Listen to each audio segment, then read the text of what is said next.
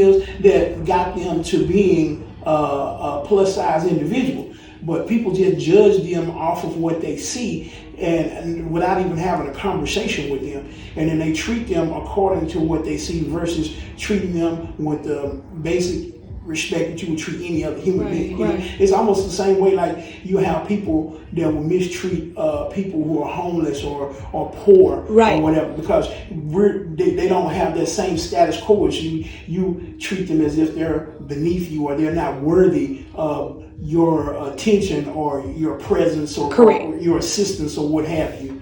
You know, even some people are so sad that they mistreat elderly people. Like, you know, simple stuff like traveling. You go to get you a plane ticket, you know what I'm saying? First class, depending on where you're going, is like ridiculously priced. So you have to squeeze yourself into this little cattle chute that they call a seat, you know, and then sometimes your neighbor is kind of rude or whatever, then the tray table doesn't come all the way down in your lap, or you have to deal with the embarrassment of trying to get a hold of a flight attendant to get an extension so you can, you know, lock yourself in the seatbelt properly the way you're supposed to so we can actually take off. Then people around you get frustrated, like, come on, man, we ready to go, and you holding us up. So you've experienced all of these? Yes, I've experienced that. I've experienced things like, I went to an amusement park. I used to go all the time with my friend. I used to love roller coasters and all this type of stuff. And imagine you waiting at a new amusement park in line for 4 hours to ride a ride. You get all the way up to the ride, you sit down in the seat, and they're lowering the safety bar down on you, and the bar comes down and hits your stomach or hits your knees, and they can't lock it in place.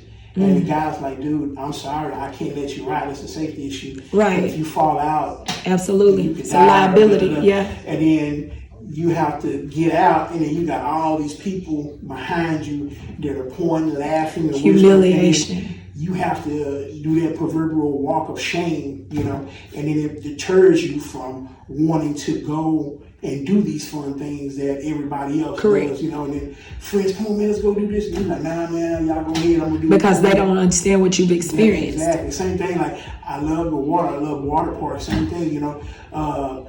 Being a heavier person, people look at you weird if you're walking around with your shirt off because they think that that's not something that you should do or whatever, you know. And it's like, you know, you just opt out, and you just kind of like you lose out on life, on a lot of things, you know, that will actually make you active because of the ridicule or the stares, or the, you know, how people would look at you. People, you know? So what made you decide that you wanted to start like working out? Well, I had decided this numerous times before, and it didn't quite work out.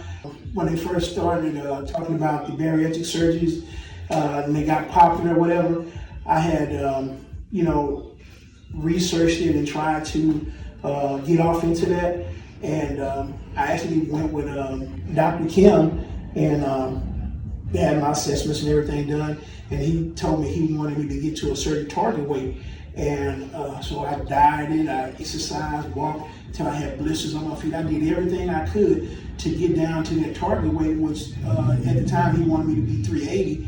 And I got as close as maybe 20 pounds from it, and he refused to do the surgery.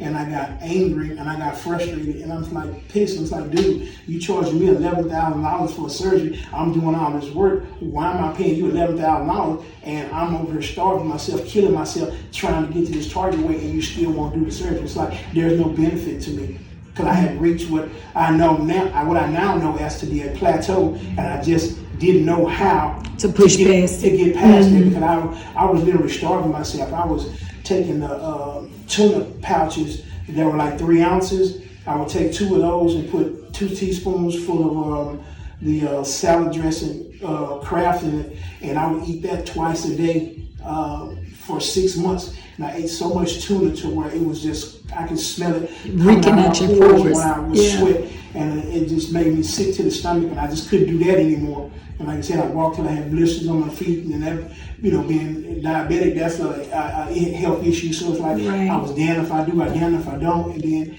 you know, I had, you know, people in my life at the time that were basically lying to me. They're like, oh, don't worry about it. we care about you, we love you like you are, you don't have to do all this and that, and Right. blah, blah, blah, blah. And then the very same things that they said, they reneged on that and they mistreated me or treated me differently because of my size, you know, or whatever. They treated me like I was, like they were embarrassed of me when they sit here and told me that, you know, It was okay with me, you know. Yeah.